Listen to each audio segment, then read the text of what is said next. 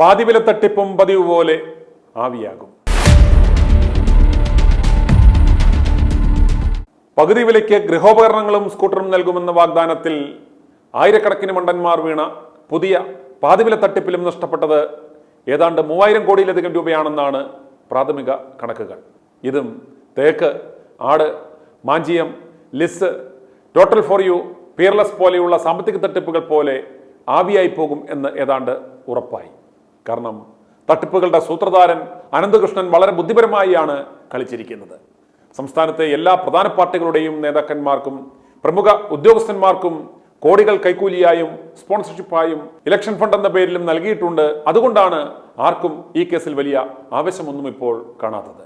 പാതിവില തട്ടിപ്പ് കേസിലെ പ്രതി അനന്തകൃഷ്ണൻ എറണാകുളം, ഇടുക്കി ജില്ലകളിലെ ചെറുതും വലുതുമായ 50ഓളം രാഷ്ട്രീയക്കാരന്മാരുടെ പൊളിറ്റിക്കൽ ഫണ്ടറാണെന്ന് പോലീസ് കണ്ടെത്തിയിട്ടുണ്ട്. പല പരിപാടികളും സ്പോൺസർ ചെയ്തതിനു പുറമെ തെരഞ്ഞെടുപ്പ് ഫണ്ടായും കോടികൾ ഇദ്ദേഹം നൽകി. സംസ്ഥാനത്തെ മുൻനിര പാർട്ടികളെ എല്ലാം ബാധിക്കുന്ന കേസായതിനാൽ പണം വാങ്ങിയവരുടെ പട്ടിക പോലീസ് ഇതുവരെ പുറത്തുവിട്ടിട്ടില്ല. അനന്തുവിനെ കസ്റ്റഡിയിൽ വാങ്ങിയ ശേഷം നടത്തിയ തെളിവെടുപ്പിലാണ് പണമിടപാട് രേഖകൾ ലഭിച്ചത്. ആർക്കെല്ലാം, എപ്പോഴെല്ലാം, എത്ര വീതം പണം കൊടുത്തു എന്നതിന്റെ വിശദമായ രേഖകൾ അനന്തു സൂക്ഷിച്ചിരുന്നു. NGO confederation chairman KN Anand കുമാറിന് മാസം 10 ലക്ഷം രൂപ വീതം നൽകിയതായും മൊഴിയുണ്ട്. പോലീസ് ഈരാറ്റുപേട്ടയിലും തൊടുപുഴയിലും തെളിവെടുപ്പ് നടത്തി. ചോദ്യം ചെയ്യലും തെളിവെടുപ്പും ഏറെക്കുറെ ഏതാണ്ട് പൂർത്തിയാക്കിയതിനാൽ കേസ് ക്രൈംബ്രാഞ്ചിന് കൈമാറുന്ന ഉത്തരവ് ഉടൻ ഇറങ്ങും. അനന്തു അടക്കമുള്ളവർക്കെതിരെ 153 കേസുകൾ രജിസ്റ്റർ ചെയ്തു കഴിഞ്ഞു. 600 പരാതികൾ ഇതുവരെ ലഭിച്ചിട്ടുണ്ട്. ഇതുവരെ കൂടുതൽ കേസുകൾ രജിസ്റ്റർ ചെയ്തിരിക്കുന്നത് ഇടുക്കിയിലാണ്, 34 കേസുകൾ. പരാതി ലഭിച്ചിരിക്കുന്നത് ഏറ്റവും കൂടുതൽ തൊടുപുഴയിൽ നിന്നുമാണ്, 585.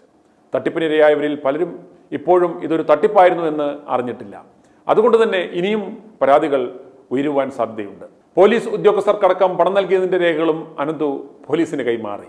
വെള്ളിയാഴ്ച രാവിലെ തുടങ്ങിയ പരിശോധന തുടരുകയാണ്. കൃത്യമായ തെളിവുകൾ ലഭിച്ചതിനാൽ പണം വാങ്ങിയവരെ ചോദ്യം ചെയ്യാതെ അന്വേഷണം പൂർത്തിയാക്കുവാനും സാധ്യമല്ല. ആർക്കെല്ലാമാണ് തട്ടിപ്പിൽ നേരിട്ട് പങ്കാളിത്തമുള്ളതെന്നും പരിശോധിക്കണം. തട്ടിപ്പാണെന്ന് മനസ്സിലാക്കി തന്നെ അനന്തുവിനെ സഹായിച്ച നേതാക്കളെയും തിരിച്ചറിയേണ്ടതായിട്ടുണ്ട്. സാമ്പത്തിക വഞ്ചനാ കുറ്റത്തിൽ പ്രതി ചേർക്കുവാൻ തട്ടിപ്പിലെ കൂട്ടുത്തരവാദിത്വം പ്രധാനമാണ്. തട്ടിപ്പിന്റെ വിശദാംശങ്ങൾ എൻഫോഴ്സ്മെന്റ് ഡയറക്ടറേറ്റും സെൻട്രൽ എക്കണോമിക് ഇന്റലിജൻസ് ബ്യൂറോയും ആദായനികുതി വിഭാഗവും പരിശോധിക്കുന്നുണ്ട്. പ്രമുഖ രാഷ്ട്രീയക്കാരന്മാർക്കും പോലീസ് ഉദ്യോഗസ്ഥർക്കും പണം നൽകിയതിന്റെ തെളിവുകൾ അനന്തു പോലീസിന് കൈമാറിയതോടെ അന്വേഷണ ഉദ്യോഗസ്ഥർ അങ്കലാപ്പിലായി. ഇനി എങ്ങനെയെങ്കിലും തട്ടിക്കൂട്ടി അന്വേഷണം നടത്തി തടിതപ്പാനായിരിക്കും പോലീസ് ശ്രമിക്കുന്നത്. ചുരുക്കം പറഞ്ഞാൽ പണം നൽകിയവരുടെ പണം പോയി എന്ന് ചുരുക്കം. കൂടിപ്പോയാൽ ഒരു 90 ദിവസം അനന്തു ജയിലിൽ കിടക്കും. പിന്നെ ബാക്കിയുള്ള തട്ടിപ്പുകാർ പുറത്തിറങ്ങിയതുപോലെ ഇയാളും രക്ഷപ്പെടും. i2i News, an eye for truth. i2i News subscribe ചെയ്തിട്ടില്ലാത്തവർ ഇപ്പോൾ തന്നെ സബ്സ്ക്രൈബ് ചെയ്യുക.